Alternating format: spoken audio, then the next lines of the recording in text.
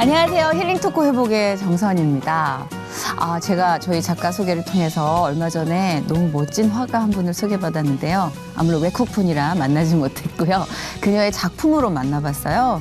에나 모지스라는 화가의 그림인데 와, 놀라운 건 이 할머니께서 여사님이라고 그래야겠네요. 76세부터 그림을 그리기 시작하셨대요. 그래서 101세가 되던 해에는 무려 1600점의 그림을 전시하면서 정말 대단한 어떤 화가로서의 저력을 발휘하고 계시는데 80세에 첫 개인전을 열었답니다. 여러분 놀랍지 않으세요? 그녀가 88세 올해의 젊은 여성으로 또 선정이 되기도 하고요. 92세는 자서전을 출간했고요. 93세에는 타임즈의 표지를 장식하기도 했습니다. 정말 하고 싶은 일을 하세요. 신이 기뻐하시며 성공의 문을 열어주실 것입니다. 라는 말을 했다고 하는데요. 오늘 모실 이분은요. 진짜 열정, 그 소리 없는 열정. 뭐라고 표현하면 좋을까요? 굉장히 고고한 이미지인데 그 안에 아주 강한 불꽃이 늘 느껴지는 여성입니다. 늘 새로운 도전과 도약으로 우리에게 자극을 주고 계시고요. 수많은 여성들의 롤모델이기도 합니다. 저도 참 이분과 함께 같은 공간에 있다는 게 꿈만 같은데요. 전 KBS 아나운서이자 한국청소년활동진흥원 신은경 이사장님을 모셨습니다. 어서 오세요. 반갑습니다. 12년간 KBS 앵커로 활동해온 신은경 아나운서. 대한민국을 대표하는 앵커에서 하나님의 말씀을 전하는 따뜻한 위로자의 삶을 살고 있다. 지난 2016년에 한국청소년활동진흥원의 이사장으로 취임해 다양한 활동을 펼치고 있는 그녀는 청소년들을 아끼고 사랑하는 엄마의 마음으로 그들을 위해 항상 기도한다. 감사를 통해 기적을 체험하고 있는 신은경 이사장의 회복 스토리를 들어본다. 그리고 약간 근접하기 힘든 카리스마? 그런 거 없어요. 결국은 그런 일들로 제가 지금 밥을 먹고 살아요. 깜짝 놀랐어요. 그래서 40점이라는 점수를 평생 처음 이렇게 딱 받아보고선 지금 얘기는 할 수 있죠. 많은 분들에게 지금 이 무거운 짐 지고 힘들게 가시는 분들 좀 내려놓고 제발 하나님 아버지 거기 계신 것 좀 쳐다보시라고.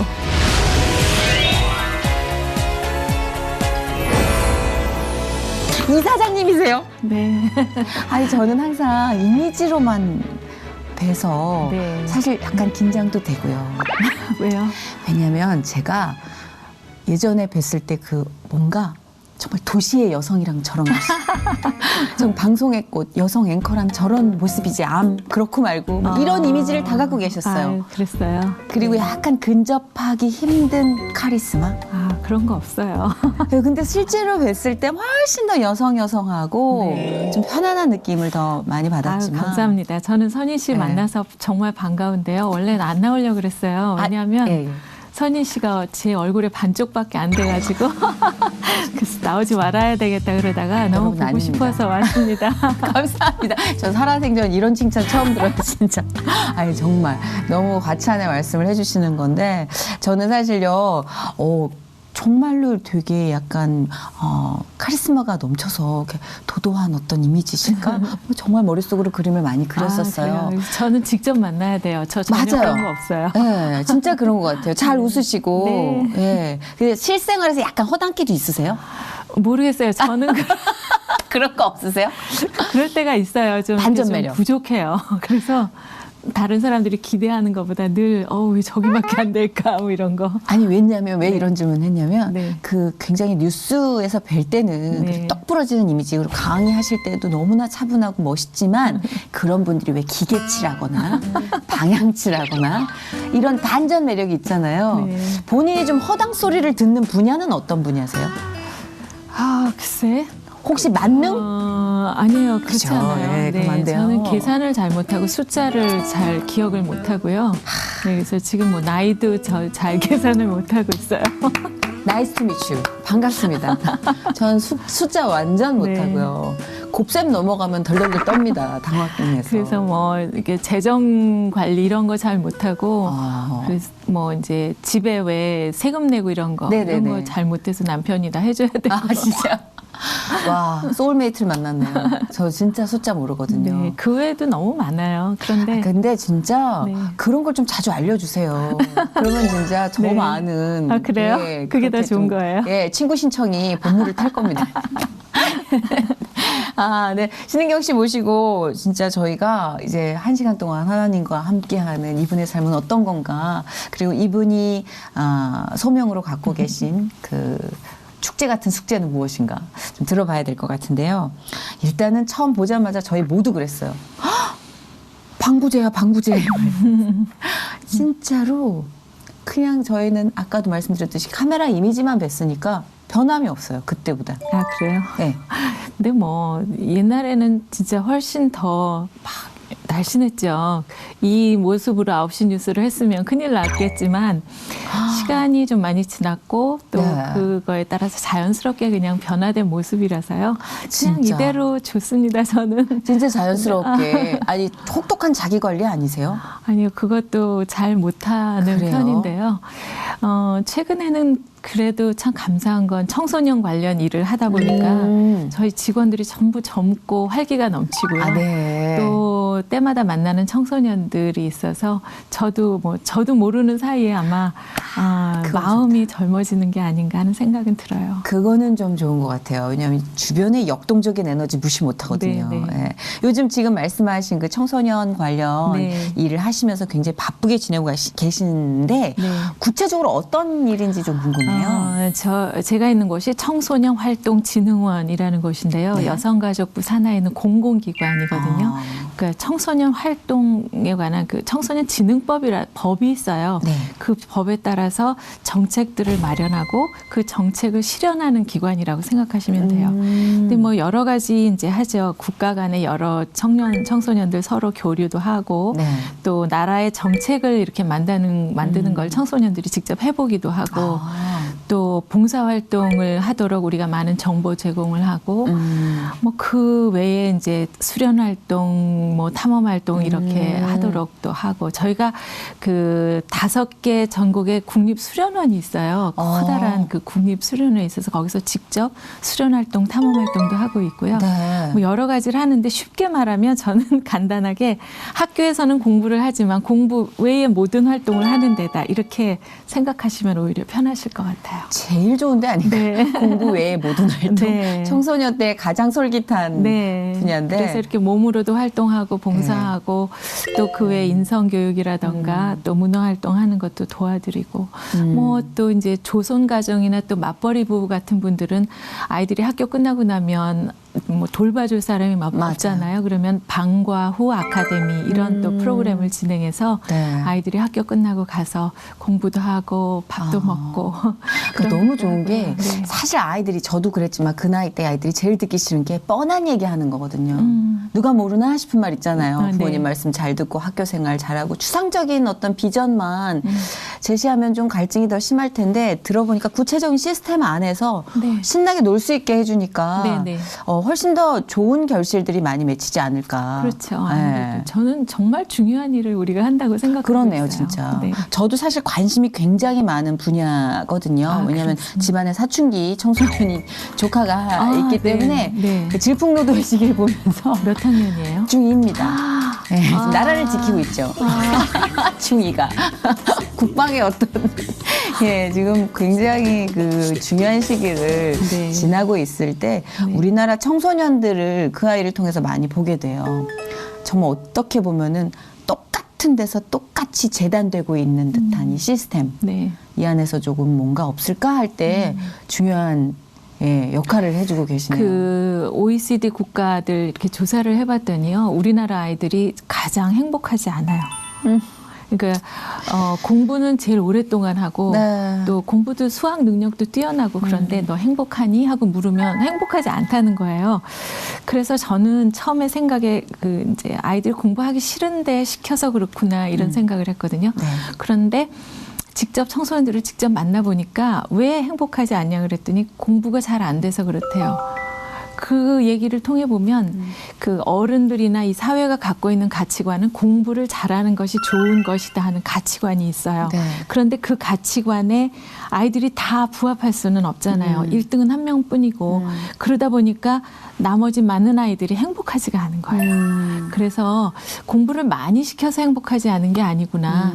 가치관의 문제구나 하는 생각을 했어요. 공부 잘하는 것도 좋고 다른 걸 잘하는 것도 좋고 사람마다 다르다. 이런 거를 알려줄 수 있는 방법이 있을까 연구 중입니다. 근데 저는 좀 이해가 안 갔던 게 공부를 잘하셨잖아요. 저요? 저요? 죄송합니다만 듣다 보니까 공부 되게 잘하셨잖아요. 아니요. 저는 공부 잘 안 했어요. 그러니까 예? 뭐 초등학교, 중학교 때까지 공부 못한 사람은 없었겠죠. 저도 그때까지는 잘했는데요. 고등학교 들어가면서부터 이제 공부를 좀 놓쳤어요. 이렇게 뭐 가정 사정도 있었고. 아, 그래요? 그래서 그때부터 공부를 좀 놓고 고등학교 때는 주로 딴 게 재밌었어요. 무슨 뭐 문예반 활동, 방송 이런데 이제 관심이 가고 이래서 돌아보면 교실에서 뭘 어떻게 한 건 별로 기억이 안 나요. 아, 그리고 이제 그래요? 뭐 운동장에서 뭐 깃발 들고 서 있는다든가 뭐 남의 대학교에 이제 문예 그 백일장 하면 그런 데 나가고 뭐 행사 있으면은 그저 이렇게 강당에서 사회 보고 이런 거 그런 것만 생각이 나는 진짜요? 거예요. 근데 결국은 그런 일들로 제가 지금 밥을 먹고 살아요. 깜짝 놀랐어요. 왜? 아니, 저는 말씀하실 때 네. 그냥 전 너무 공부 잘 전교에서 막 이렇게 수제 소리 듣고 막 이랬을 것 같아요. 느낌에. 그랬는데 그러니까 중학교 때까지는 그런 대로 했는데요. 이제 중학교 2학년 올라갈 때 아버님이 돌아가셨어요. 갑작스럽게 돌아가시고 제가 이제 이남이녀의 맞이다 보니까 그게 저한테 그야말로 그 중2 예. 그렇군요. 그 옛날에도 중2는 힘들었어요. 그랬던 것 같아요. 예. 그때 그 마음에 막 폭풍우 같은 그런 걸 겪으면서 공부보다는 생각을 너무나 많이 했고 그랬던 것 같아요. 그래서 고등학교 처음 올라갔는데 그때도 왜 선행학습들 하고들 오고 그랬는데 맞아요. 전 개념이 없었어요. 네. 그리고 처음에 수학 시험을 봤는데 10문제가 나왔는데 4개밖에 못 쓴 거예요. 그래서 40점이라는 점수를 평생 처음 이렇게 딱 받아보고선 네. 아, 나는 공부가 아니구나 이렇게 생각을 했었어요. 그리고 정말 힘들더라고요. 공부라는 게. 너무 힘들어요. 재미가 그래서 없어요. 뭐 대학도 1차 떨어지고 어머니는 이제 재수하라고 그러셨는데 저는 그냥 아, 저 재수하느니 그 1년 동안 뭐 그냥 열심히 하겠어요. 뭐 이러면서 안 하고. 어찌 보면 당연한 듯 목표를 세우고 계속 순탄하게 그쪽으로 이렇게 달려왔다면 이런 깊은 사유를 하거나 좀 복잡한 가지치기를 안 했다면 이 청소년 캠페인을 염두하진 않았을 것 같다라는 생각을 하는 게 지금 그럼에도 저보다는 물론 수준이 굉장히 높은 선상의 갈등입니다. 공부를 못 하셨다는 것도 보니까 40점은 저한테는 평균이거든요. 이분에게는 가장 트라우마를 받는 점수였다는 게 좀 다른 레벨이긴 하지만 그래도 그 복잡 단안했던 그때의 과정들이 지금의 니즈를 좀 만들어낸 게 아닌가. 요즘은 청소년들 만나면 제 이야기를 막 뭐 마음껏 얘기해줘요. 나도 옛날에 이랬어. 네네네. 그리고 그때에 진짜 공부 안 하고 딴짓하는 아이, 그 그대로 제 표현하면 그 딴짓들이 오늘의 나를 오히려 오늘에 있게 한 그거다. 그러니까 공부 잘하는 사람만 최고가 아니고 정말 자기가 잘할 수 있는 거 발견하는 것 그리고 이것저것 해보는 것 그것도 중요하다는 얘기를 해보죠. 네, 그러면 그럼 굉장히 훨씬 힘을 와닿을 얻어요. 것 같아요. 네, 네, 네. 진짜. 네. 저분이 저렇게 얘기하시니까 왠지 그럴 것 같아라는 느낌. 네. 그 고마워요라는 캠페인 아까도 저희가 살짝 사진을 찍으면서 네. 이 고마워요라는 느낌이 너무 뻔해서 우리가 잘 안 하는 말이잖아요. 네. 그죠? 네. 근데 사실은 뭐 이 인성교육을 위한 고마워요 캠페인이라는 걸 우리가 하고는 있는데 뭐 그게 나라의 정책을 수행하는 거하고는 조금 이렇게 곧바로 연결이 되는 거는 아닌데요. 아까 말씀드렸던 그 OECD 국가 그 숫자를 보고서 제가 너무 충격을 받았고요. 그때부터 다른 것도 다 좋지만 우리 청소년들이 좀 행복했으면 좋겠다 하는 생각이 들었어요. 그래서 생각한 것이 감사하면 행복할 것 같다. 그런 생각이 들었습니다. 그래서 감사하면 행복하죠. 더 많은 분들이 좀 더 깊게 하시기 원하는 것 같아서 저희가 살짝 더 들어가 보겠습니다. 성신여자대학교 영어영문학과를 졸업하셨고요. 저 그 동네에서 많이 놀았습니다. 1981년 8기 KBS 아나운서로 입사해서 11년간 KBS 뉴스 메인 앵커로 활동하셨고요. 92년 KBS 퇴사하시고요. 유학길에 올라서 영국 웨일즈 대학에서 언론학 석사와 박사학위를 수여합니다. 뭘 이렇게 많이 공부하셨어요? 그리고 디오 정보대표 이사, 한세대학교 미디어 영상학부 교수, 국민대학교 정치대학원 겸임 교수를 거쳐 차의과대학교 교수를 역임하다가 지난 2016년 한국청소년활동진흥원 이사장으로 취임했습니다. 그 차의과대학교는 차의과대학교예요? 아니면 차의과대학교예요? 원래 의대였다가요. 이제 좀 넓히면서 차의과학대학교. 차의과학대학교. 네, 역시 네. 이건 앵커에게 띄어읽기를 배우는 게 가장 정확합니다. 차의과대학교입니다. 공부를 참 많이 하셨네요. 공부 싫어하셨다는 분 쳐놓고는 진짜. 근데 아이들 가르치는 게 천성이셨나 봐요. 좋았어요. 네. 앵커 때가 더 좋으셨어요? 아니면 가르치실 때가 더 좋으셨어요? 좀 우매한 질문이기도 하겠지만. 때마다 좋은 일이 있죠. 근데 이제 저는 글쎄요. 저는 방송이 제일 좋은 것 같기는 해요. 네, 그게 이제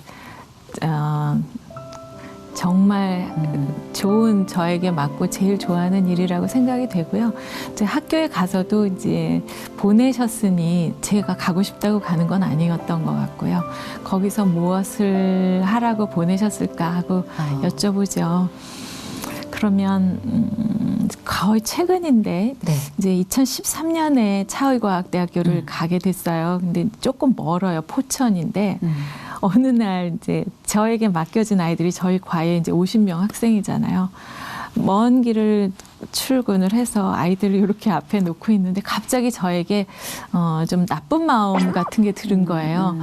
그래도 옛날에 국민들이 다 아는 그런 사람이었는데 왜 하필이면 이렇게 50명을 앉혀놓고 제가 여기까지 와서 이걸 해야 돼요 하는 마음이 이렇게 생겼어요. 그럴 수 있죠.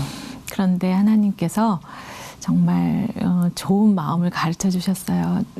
너가 여기서 이 아이들에게 지식만 가르치는 게 아니라 저 아이들이 인생에 두고두고 정말 내 인생의 어떤 중요한 순간에 어떤 교수를 만났는데 그때 내가 이런 변화를 가져오게 됐어라고 생각한다면 너의 역할이 얼마나 중요하냐 이런 걸 이렇게 알려주시더라고요. 그래서 그렇게 생각하니까 50명이 너무 많아요. 그렇게 생각하니까. 예, 이 아이들 하나하나의 인생을 관심을 갖고 엄마처럼 또 인생의 선배처럼 이렇게 조언하고 해야지 지식만 가르치는 게 아니잖아요. 그래서 그때부터는 정말 아이들을 위해서도 기도하게 됐고 학교를 위해서도 기도하게 됐고 그렇더라고요. 근데 정말 감사했어요. 공감이 가는 솔직한 네. 고백이셨어요. 저도 네. 매 순간 그런 저만의 그 뾰족한 면을 좀 마모시키지 못해서 많이 기도를 드리는데 사실 방송이 가장 즐거웠다고 하셨잖아요. 네. 천직이셨어요. 저희가 봤을 땐 저도 뭐 뉴스를 그때 많이 볼 때가 아니었지만 그런 저조차도 KBS의 간판 앵커 하면은 신은경 씨를 자연스럽게 떠올릴 정도로 무려 11년 동안 국민들 곁에서 그 모습을 유지시켜 주셨기 때문에 그 자긍심이 굉장히 있으셨을 것도 같아요. 그 당시에는 또 여자 앵커가 그렇게 흔치 않았을 때잖아요. 일단은 채널이 별로 없었잖아요. 그렇죠. 네, 예. 그냥 뭐 3개 채널 지상파 맞아요. 3개밖에 없었고 또 초반에는 이게 로타리식 채널이었어요. 그래가지고 11번 틀어도 중간에 9번 한 번 나오고 리모컨이 아니었죠. 7번 가다가도 한 번 나오고 추억 돋는다. 드드드드드. 네, 그러니까 안 볼 수가 없었고요. 저기 뭐 산간지방이나 군부대 네. 여긴 9번밖에 안 나왔어요. 아주 독보적인 존재가 되실 수밖에 그럴 없는 수밖에 환경이. 근데 그럼에도 불구하고 참 멋있다라고 생각했던 건 뉴스를 하면 저는 이제 감정이 굉장히 좀 기복이 있는 사람이다 보니까 그러지 않아야 될 때 감정을 조율하고 조절해야 될 때가 너무 필요한 직업이잖아요. 너무 그걸 잘하셨어요. 제 기억 속에. 그러니까는 오히려 이렇게 빵긋빵긋 웃는 게 좀 낯설 정도로. 네. 그죠. 웃는 게 좀 그 당시에 더 표정이 클래식한 그 룰이 있었지 않나요? 아나운서는 이래야 한다. 웃을 일이 없었어요. 뉴스가 전부 다 뭐 불났어요. 뭐 누가 나쁜 짓 했어요. 도둑질 했어요. 맞아. 다 그런 내용이어서 네. 그때도 늘 고민이 좀 좋은 뉴스는 없을까? 맨 마지막에는 그래도 흐뭇한 뉴스. 외국에는 꼭 끝에는 그런 좋은 뉴스를 하나 하거든요. 그래서 네. 앵커들이 웃으면서 뭐 말하면서 끝나요. 그런데 우리는 항상 심각해가지고 굿뉴스도 좀 전했으면 좋겠다 이런 생각을 하기는 했었는데 여하튼 이렇게 조명 밑에서 맨날 이렇게 똑바로 앉아가지고 이거는 틀립니다. 이건 맞습니다. 이렇게 하다 보니까 그때 눈빛 살짝 나오셨어요. 지금. 네. 나오셨어요. 나중에 어떤 분이 만나시더니 네. 어머 웃기도 하시네요. 이러세요. 저도 지금 네. 그걸 계속 머릿속으로 생각하고 있어요. 저도 웃죠. 사람인데. 잘 웃으세요. 되게. 되게 잘 웃으세요. 그래서 오히려 만나면 직접 만나면 좋은 점수를 더 주셔서 그러네요. 네, 그것도 네. 좀 좋았어요. 근데 원래 신앙생활을 하고 계셨어요? 아니에요. 저는 이제 제가 이남이녀의 맞이고 네. 저희 집은 이제 아버지가 재정 공무원이셨는데 중학교 1학년 때 제가 중학교 1학년 때 아버님이 돌아가셨어요. 출근하시다가 이제 심근경색으로 돌아가시고 그리고 이제 어머님이 또 일을 하셔야 됐고 그런데 어머니 생각에 이 아이들을 어떻게 가르쳐야 잘 키울까 하는 생각이 있으셨던 것 같아요. 바깥 일을 하시다 보니까. 그래서 우리 사남매를 교회를 보내셨어요. 그러니까 잘 모르지만 어디 교회를 가면 좋은 얘기 해주시는 누가 계신다 이런 걸 아셔서 그때 처음 가서 교회라는 데를 좀 봤죠. 찬양도 너무 좋고 재미있고 맛있는 것도 많고 좋았는데 그때는 하나님 아버지를 만나지는 못한 것 같고요. 왜냐하면 재밌었지만 뭐 고등학교, 대학교 가고 바쁘고 또 사회생활 바쁘게 하느라고 너무 오랜 시간 동안 하나님 전에 발걸음을 안 했던 거예요. 그러다가 이제 30대 후반에 결혼을 하면서 이제 남편이 모태신앙이에요. 그래서 이제 함께 이제 제대로 교회를 가기 시작한 거죠. 그러셨구나. 네. 저는 꽤 오래전부터 믿음 생활을 동시에 하시면서 일을 하신 줄 알았거든요. 아니요. 힘들 때 그때는 몰랐어요. 하나님이 계신 거를. 네. 그러면은 인격적으로 하나님과의 만남이 있은 후가 그러니까 굉장히 이제 극명하게 차이가 거의 있으시겠다. 뭐 30대 아주 끝부분에 결혼을 하고 네네. 남편 따라서 교회를 이제 가기 시작했는데 진짜 뭐 우유 먹는 아기 같은 신앙이잖아요. 그런데 얼마 지나지 않아서 이렇게 그냥 예배드리는 시간이었었는데요. 이제 목사님이 모두 눈을 감고 기도하시겠습니다. 이렇게 하시면서 이제 눈을 감고 기도를 하는데 하나님 아버지 이렇게 기도를 하셨어요. 그런데 갑자기 그 아버지라는 단어가 막 제 마음을 울리면서 무슨 동굴 속에 있는 것처럼 아버지, 아버지, 아버지. 아버지? 그리고 하늘에 계신 아버지를 이렇게 마음으로 바라보게 된 거죠. 아버지 거기 계세요. 저 아세요? 나같이 이렇게 부족하고 못난 사람도 아세요? 하고 이제 그 아버지의 존재를 알게 된 거예요. 아버지 아무 말 하지 않아도 다 아시죠? 그리고선 저를 온전히 이제 받아주시기를 바란 거죠. 근데 저는 그 세상에 아버지가 돌아가신 다음에는 제 입으로 아버지, 아빠 이런 단어를 발음을 한 번도 안 했었어요. 싫었어요. 그러니까 왜 나만 내가 뭘 잘못했는데 뭐 이런 생각 이런 것 있었고 그리고 이제 아버지가 돌아가시면서 이제 맏딸이니까 내가 열심히 공부하고 훌륭한 사람 돼서 엄마를 행복하게 해드려야지 그런 생각들을 제 인생의 짐같이 이렇게 짊어지고 살았어요. 그러다 보니까 맨날 땅만 보고 그냥 열심히 걸어가는 거죠. 뭐 이제 그게 이제 저한테 뭐 삶의 원동력이 되는 것은 사실이지만 뭐 어느 날은 흐린 날, 어느 날은 뭐 비 오는 날 그랬지 뭐 이렇게 사람이 햇빛 쨍쨍 내리쬐는 뭐 그런 게 없었던 것 같았어요. 그런데 그날 아버지가 나를 이렇게 보고 계신 거를 보고 제가 그 어깨에 있는 짐을 내려놓고 하나님 앞에 두 손을 들었어요. 빈손으로 아버지 저 몰라요. 이제 제 손 붙잡아 주시고 함께 해주세요 하고 그 아버지 손을 잡게 된 거죠. 그 이후에는 뭐 그렇다 그래서 예수 믿는다고 시련과 고난이 없어지는 거 아니잖아요. 아니더라고요. 네, 근데 이제 이렇게 아직 안 믿으시는 분들한테는 요 말을 하기가 조금 미안해요. 또 그 예수 믿으면 시련 끝, 행복 시작 이런 줄 알았는데 뭐야? 근데 중요한 건 되게 희한하게 기쁘다는 거. 네, 설명할 그래서 수 없는 시련이고 고난이라는 게 우리 차원의 얘기지 하나님이 목적하신 것은 아니라는 걸 깨닫잖아요. 그래서 그 이후에도 그런 어려움은 있지만 이제 그야말로 햇볕 쨍쨍 내리쬐는 날들이죠. 하나님 아버지가 계셨다는 게. 근데 늦게 만났는데 이제 늦게라도 만나면 참 감사하긴 한데요. 이런 생각이 들었어요. 정말 그분이 내 아버지시면 누가 좀 나를 세게 잡고 너 아버지 저기 계시잖아. 이렇게 좀 말을 좀 해주지. 아니면 아버지가 나를 좀 찾아다니시지 왜 지금까지 계셨어요 하는 생각이 들더라고요. 왜냐하면 아버지를 모르고 산 그 옛날에는 마치 고아처럼 살았잖아요. 누가 나의 이 허름한 모습에 업신여길 수도 있었고 손가락질을 할 수도 있었고 나 혼자 힘든 그런 때도 있었는데 그렇게 긴 시간 그렇게 고아처럼 살았는데 아버지가 왜 찾아오시지 않으셨을까 이런 생각이 드는데 그때 또 함께 깨달은 것은 하나님이 저를 계속 보셨던 거예요.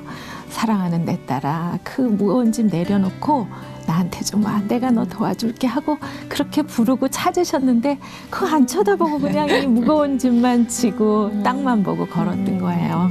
그래서 얘기는 할 수 있죠. 많은 분들에게 지금 이 무거운 짐 지고 힘들게 가시는 분들 좀 내려놓고 제발 하나님 아버지 거기 계신 것 좀 쳐다보시라고.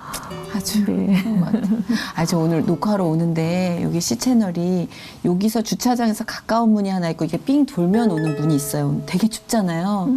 근데 주차장에서 차를 세우고 막 이제 이 문이 당연히 안 열릴 거라 생각하고 이렇게 돌아가지고 정문으로 온 거예요. 그랬더니 지켜주시는 집사님이 한 번만 쳐다보지 문을. 그럼 내가 이게 리모컨 들고 있었는데. 저런. 근데 지금 말씀하시는 거 들은데 네. 아까의 그 장면과 함께 확 또 오네요. 네. 그러니까 한 번만 쳐다보고 네. 열어주세요 하면 리모컨 들고 있는데 의뢰 없다고 생각하고 네. 먼 길 돌아왔네요. 추운데. 맞아요. 그래서 이렇게 두 손 들고 항복하는 게요. 우리는 이제 뭐 영화 같은 데 보면 뭐 잘못했어요. 한 번만 살려주세요. 뭐 이런 뜻이긴 하지만 하나님 앞에서 항복이라는 것은 회개라고 하시더라고요. 뭐 어떤 분들은 내가 뭘 그리 잘못했냐 하시는 분도 계실는지 모르지만 세상이 말하는 뭐 누구 미워하고 자그마한 잘못 이런 거 차원의 죄가 아니라 세상에 진정한 왕 대신 하나님이 계시고 우리는 그분이 지으신 작은 피조물인 거를 인식하는 것 자체가 죄를 깨닫고 이제 회개하는 거라는 거죠. 그렇네요. 하나님 저 아니었네요. 저 아무것도 아니네요. 그리고 그 왕 대신 하나님을 인정하는 그 순간이 회개인 거죠. 근데 너무 좋았어요. 제가 아무것도 아니라는 사실을 깨닫는 순간이요. 비참하지 않고 오히려 예. 홀가분한 자유? 네. 뭐 이런. 요만한 개미들인데 왜 주변에 좀 그런 사람 있잖아요. 우리 솔직히 말하면 잘난 척해서 좀 미운 사람들. 그쵸. 아니 저도 저희는 기싸움이 워낙 중요하니까라고 배웠어요. 대중과 뭐 무대와의 기싸움. 누군가에게 웃음을 전달하기 위해선 항상 좀 더 내가 우위에 있는 느낌이어야 한다. 근데 그게 이제 잘못 인식이 되고 자아가 비뚤어지면서 잘난 척을 되게 하는 거예요. 좀 남다르다. 감각이 남다르다라는. 그런 거를 많이 가졌던 것 같아요. 자긍심이라는 미명하에. 하나님과의 관계가 올바르게 되면요. 나는 정말 개미 같은 존재고 아무것도 아니기 때문에 또 다른 사람이 잘난 척하는 것도 똑같은 개미인데 뭘 저렇게 잘난 척하나 이런 생각이 들어서 굉장히 마음 편하고 맞아요. 내가 그릇을 이렇게 크게 하면 할수록 정말 아무 거리낌이 없는 거예요. 그러나 이렇게 있다가 내가 하나님 자녀라는 사실을 생각하는 순간은 이렇게 그야말로 잘난 척이 돼요. 자존감이 생기고 자존감. 나는 귀한 존재야. 내가 뭐가 걱정이야. 이런 생각이 들잖아요. 그렇죠. 순서가 다르고 맞아요. 그 잘난 척하는 순간이 다르게 되는 거예요. 그러니까 진짜로 고독한 전쟁을 혼자 치른다고 생각할 때는 잘난 척도 보이기 위한 막 그 팔팔팔팔 떠는 그런 느낌이었다면 하나님이 자존감을 확 채워주신 그 순간부터는 네. 희한하게 숨도 편안하게 쉬어지고 그리고 아까 말씀하신 그 똑같은 잘난 척도 귀엽게 보이고. 저가 아닌데. 네, 그렇죠. 방향이 좀 달라진다는 건 상당히 기분 좋은 변화인 것 같아요. 네. 그러니까 비포 애프터가 정확하셨을 것 같아요. 왜냐하면 한참 일을 하실 때 좀 만만치 않은 이 경쟁 구도와 남자와의 어떤 이런 힘겨루기 그런 데서 오는 고독도 꽤 느끼셨을 것 같거든요. 치열하셨을 것 같아요. 아우, 힘들었죠. 저는 뭐 성품이 그렇게 막 적극적이고 혁신적이고 이러지는 않았는데요. 이상하게 저는 뭐든지 제일 먼저 하게 되고요. 그러니까 뭐 이상하게 성격은 안 그런데. 네, 근데 그 제일 먼저 해서 이렇게 싸워야 하는 일이 많았었어요. 이제 뭐 칼라 텔레비전이 시작하면서 이제 앵커가 됐기 때문에 뭐 그전에도 앵커를 하신 선배님들도 계셨지만 뭐 앵커 여성 앵커 최초다 이런 말도 하시고 사실 그건 아니지만 선배님도 계셨어요. 네네. 그런 말도 붙었고 또 한 7년 정도 7년? 5년? 이렇게 같이 공동 주중에 공동 진행을 하다가 이제 주말에 혼자서 단독 앵커를 하게 됐어요. 맞아요. 사실은 이제 그 별건 아닌데 누구예요? 아니에요. 남자 멋있었는데. 기자들이 이렇게 돌아가면서 할 때는 뭐 주말에 뭐 놀지도 못하고 하면서 툴툴거리면서 하던 거였는데 여자 앵커가 혼자 한다 그러니까 무슨 여자가 안녕하십니까부터 하느냐고 막 뭐라고 하고요. 그런데 그게 제가 하고 보니까 굉장한 일인 것처럼 막 보도가 되고 일본 신문에도 나오고 진짜 이랬어요. 되게 멋있어서 우리나라도 여자가 혼자 앵커를? 근데 그래서 사실 네. 그거 보고 지원한 후배들이 엄청나게 많아졌다니까요. 큰일 하신 그리고 거예요. 뭐 일하다가 이제 대학원 통역대학원을 중간에 다녔는데 그때도 그렇게 일하다가 대학원 다니는 일이 없어서 또 한참 막 싸우면서 했었어야 됐어요. 그렇네. 그 이후에는 뭐 너무 자연스럽게 후배들도 하고. 맞아. 사실 지금도 이런 공공기관에 장을 하는 게 그리 여성에게는 많지가 않아요. 한 300개 공공기관장들 이렇게 회의를 할 때가 있는데요. 여성이 이렇게 손가락으로 꼽을 정도밖에 안 돼요. 맞아요. 아 근데 되게 신기한 게 아까도 어디 이렇게 적극적으로 나서는 스타일은 아닌데 항상 뭔가를 먼저 하게 됐다고 네. 하셨잖아요.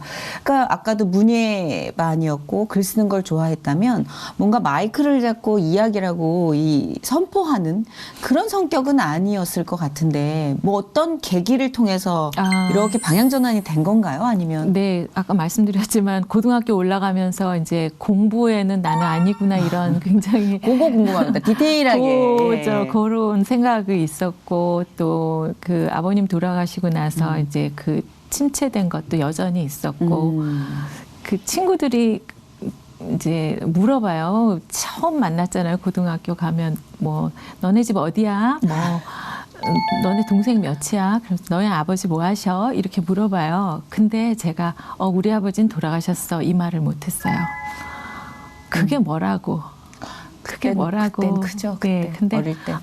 나중에 내가 말해줄게. 그러면서 그 말을 마치 무슨 죄 지은 사람이 고백해야 되는 것처럼 그렇게 제 성품이 그랬었어요. 그러니까 뭐 전체적으로 이제 자존감도 낮아지고 뭐 나는 내세울 것도 없는 사람인 것 같고 이랬는데 고등학교 한 2학년 때쯤인가 저희 국어 선생님이 계셨어요. 굉장히 무서우신 선생님이신데 어느 날 국어 시간에 신은경 이리 나와보세요 이러셨어요. 그래서 나 야단 맞는 줄 알고 교과서 가지고 나오세요.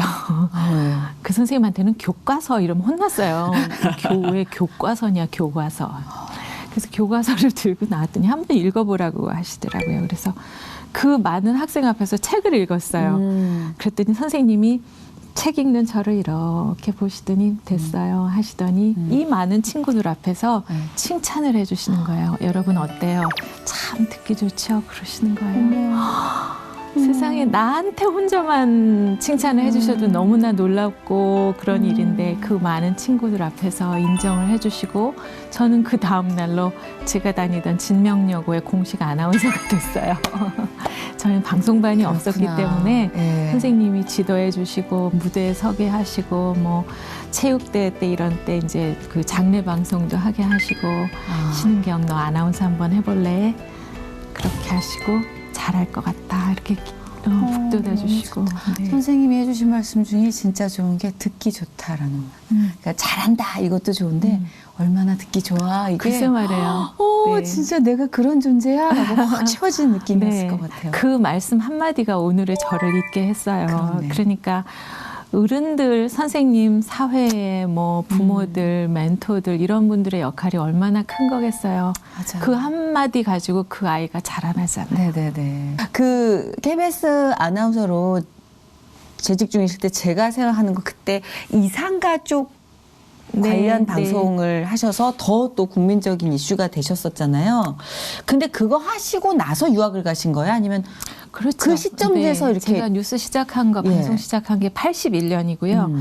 이산가족은 83년에 거의 1년 동안 있었고요. 네네 맞아요. 153일인가. 네, 그렇게 오랫동안 했어요. 그리고 제가 뉴스 한 거는 92년까지 했고요. 꽤 오래 이후까지 하고 92년에 유학을 갔어요. 아 그러면 결혼하시고 아니요. 92년에 이제 유학을 갈 때는 사실은 휴직을 하고 갔어요. 2년 휴직을 받아서 네네. 갔는데 보니까 박사 학위를 끝내려면 그거 가지고 안 되겠더라고요. 그래서 원래 계획은 이제 돌아와서 복귀하고 이제 뭐 이렇게 왔다 갔다 하던가 뭐 이렇게 우편으로 교류하면서라도 학위를 끝내려고 했는데 그래가지고는 평생 못 끝내겠더라고요. 그래서 잠깐 이제 돌아와서 아예 퇴사를 하고 다시 영국으로 가서 마무리를 하고 학위를 받고 그리고 돌아온 거죠. 그 이후에 결혼을 하게 됐어요. 아, 아까 잠깐 언급하셨는데 하나님이 지켜보고 계셨구나 하셨잖아요. 돌아보면 네, 근데 정말 그러신 것 같아요. 모든 그 스스로 한다고 생각했던 그 혹독한 순간도 돌이켜보면 하나님께서 계속 하나의 좋은 그 뭔가를 놓고 목표를 놓고 그거를 위해서 이렇게 반죽을 계속 하고 계셨던 게 아닌가. 네. 그때의 모든 기억과 매뉴얼과 경험치들이 맞아요. 그렇죠. 네, 왜 저도 그 생각을 하게 된 게요. 이제 그 이후에도 뭐 여러 가지 고난과 광야 생활도 있었고 이러다가 제가 2008년부터 이제 그 긴 광야 생활을 끝내고 하나님과 제대로 정말 마주보고 생각한 기회가 있었어요. 그때 이제 하프타임 세미나라는 데를 가게 됐어요. 그때 뭘 알게 됐냐면 그러니까 하프타임 개념이라는 게 인생은 그 축구 경기 같이 전반과 후반이 있는데 모든 사람의 목표는 이제 승리로 이끄는 거예요. 자기 인생을. 그런데 그렇게 하기 위해서는 중간 노는 시간, 휴식 시간에 물도 마시고 전략도 짜라 이런 얘기죠. 그래서 그 하프타임이 중요하다는 거예요. 그때 두 가지 질문을 하는 겁니다. 나는 누구인가를 생각하고 두 번째 나는 이런 사람이라면 두 번째 내 후반전 인생은 무슨 일을 하면서 하나님을 기쁘게 해드릴까. 그리고 나서 자신의 인생 사명을 깨닫고 인생 사명 선언서를 작성해요. 그런 시간이 있었는데요. 그때 돌아보면서 생각한 것이 그동안에 있었던 수많은 일들, 뭐 전 국민이 알아주시고 뭐 유학도 갔다 오고 칭찬받고 이런 좋은 일들은 또 나름대로 하나님이 준비를 시켜주신 시간이고 또 어려운 고난과 시련의 시간 또한 준비를 시켜주셨다는 생각이 들었어요. 요만한 꽃병인데 좋았던 일은 이렇게 색색까지 물감을 꺼내서 붓으로 그림 그리신 시간. 그리고 시련과 고난 때는 조각칼로 이렇게 무늬를 새기신 시간이라는 걸 깨달았어요. 그림만 있으면 시련과 고난이 뭔지 모르잖아요. 또 이렇게 홈으로만 파여져 있으면 너무 단조롭고 그러니까 하나님께서는 작품 활동을 다양하게 완전한 완제품 하나 만드셨구나 이런 생각이 들어서요. 아, 그렇게 준비시켜 주셨구나. 이건 내가 잘해서 한 것도 아니고 뭐 내가 능력이 뛰어나서 잘한 것도 아니고 하나님이 준비해 주셨구나. 그렇다면 이걸 가지고 무엇을 할까? 그래서 인생 사명을 깨닫고 사명서를 쓰게 된 거죠. 사실 인생 사명 선언서 아까 말씀하실 때 한번 조용히 생각을 가다듬고 네. 주님께 여쭤보고 기도하고 써보고 싶다라는 생각을 했어요. 저도 이제 간혹 교회 간증하러 갈 때가 있어요. 뭐 제 지나간 얘기도 하면서 제가 그 인생 사명서를 쓰기를 뭐라 그랬냐면 제가 이제 말하는 사람이었잖아요. 이거가 저에게 갖고 있는 유일한 잘할 수 있는 일인 것 같은 생각이 들었어요. 그래서 하나님께 이제 손들고 이제 선언을 한 거죠. 하나님, 성경을 바탕으로 한 말하기를 제가 연구할게요. 그래서 방송도 하고요, 책도 쓰고요, 강연도 할게요. 뭐 누구든지 청소년, 청년, 직장인, 여성, 또 교회 성도님들 제가 어디든지 가서 강의하고 이야기할게요. 그리고선 그분들의 삶을 변화시키게 하고 싶습니다 하고 인생 사명서를 썼어요. 근데 그 당시는 이제 뻥을 친 거죠. 왜냐하면 그 당시에는 저는 할 일이 하나도 없고 뭐 아무도 저를 찾는 사람이 없었을 정말 바닥의 광야 생활을 할 때였었는데 그 사명서를 쓰고 나서부터는 모든 일이 이제 달라지기 시작한 거예요. 그야말로 제가 거룩한 뻥이었고 좀 더 전문적으로 말하면 믿음을 가지고 그걸 한 거죠. 하나님 기쁘게 해드리고 싶은 일을 이제 적었으니까 아마 기뻐 받아주신 것 같아요. 그럼요. 그래서 그 이후에 홀리 스피치라는 그 책도 받았어요. 쓰고요. 책을 받고 네. 이거다 싶었던 게 저희도 말을 하는 직업이다 보니까 네.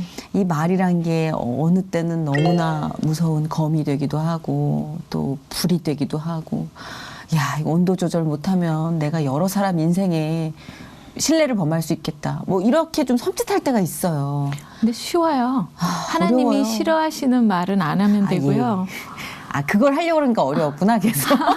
버티려니까 어려웠구나. 하나님 기뻐하시는 말만 하고 살면 네. 됩니다. 그래서 저도 한번 읽어보려고요, 홀리 스피치. 네. 예. 그래서 그래서 강연이다 보다 지금 되게 바쁘신 걸로 알고 있거든요. 뭐 그렇게 막 정신없이 쫓아다니지는 않으려고 해요. 그래도 기회가 지금 될 청소년 때마다. 캠페인 그리고 지금 강연, 집필까지.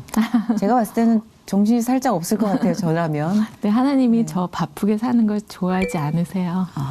그래서 늘 정말 말씀을 들을 기회도 없이 바쁜 거는 싫어하시고요. 그래서 요즘 다시 이제 말씀을 읽는데 이제 녹음을 하면서 읽기 시작했어요. 네, 하루에 5개 장씩 읽어요. 그 녹음을 하면서. 네네네. 그리고 저 혼자 하는 게 아니라 후배 아나운서와 함께. 그래서 제가 읽은 것은 그 친구한테 보내고 그 친구는 저한테 보내고 서로 숙제를 보내고요. 네. 근데 너무 놀라운 게요. 읽으려면 이제 미리 예독을 해야 되잖아요. 네. 그 전날 미리 이제 그냥 읽을 때하고 달라요. 이렇게 이제 발음 틀릴 것 같은 거 자세히 하면서 이렇게 읽고 준비해 놓고 아침 일찍 일어나자마자부터 하고 물 마시고 이제 그걸 읽고 녹음을 하고 그다음에 보낸 다음에 그 후배가 한 걸 또 저는 들어봐요. 그래서 어떤 마음으로 읽었구나 이런 것도 들어보고 서로 같은 구절을 읽고 네, 교환하시는 거군요. 같은 그 분량만큼을. 그러면은 총 3번을 읽게 되는 거네요. 예독하고 네. 내가 읽을 때, 네. 낭독할 때, 그리고 네. 후배 걸 들을 때. 근데 두 사람이 보내가지고 4번 외우시겠는데요.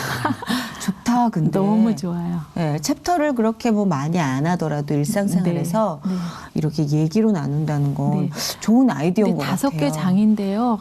이제 녹음 분량은 한 20분 정도 되는데 뭐 조금 틀리거나 중간 준비하거나 이러면은 녹음하는 데만도 한 1시간은 그렇구나. 드려야 돼요. 그런데 24시간 중에 1시간 드리는데 그걸 뭘 그리 시간이 없다 하는가.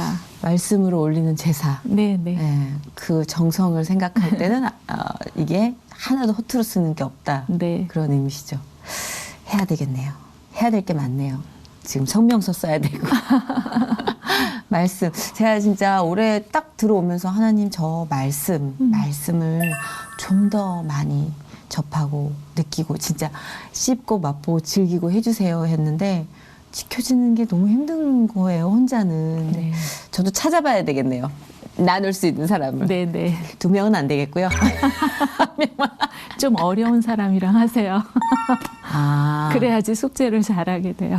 그렇네요. 알겠습니다. 오늘 좋은 팁을 너무 많이 주셨는데요.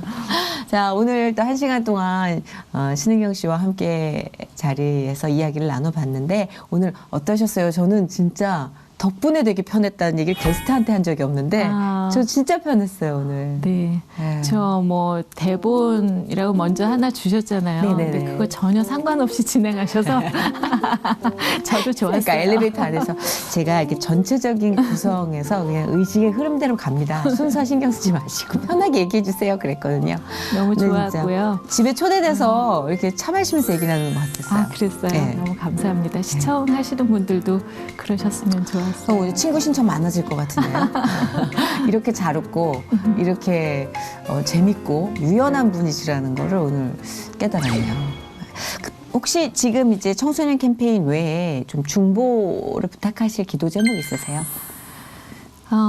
우리 감사 캠페인이 좀 전국적으로 펼쳐나갔으면 좋겠어요. 그래서 올해 2018년의 계획은 전 국민이 이 감사 운동에 동참하셔서 전국적으로 화합의 계기가 됐으면 좋겠다는 생각이 들어요. 저도 뭐 필요하신 어떤 행사하신 날 이렇게 말할 사람 없으면 갖다 쓰시고 네, 다 정말요. 갑니다. 예. 네. 어디든 부르시면 중보할게요. 네. 앞으로 많이 뜨겁게 기도해 주실 것 같아요. 네. 오늘 잘해 주셔서 너무 감사해요. 제가 너무 감사했습니다. 네.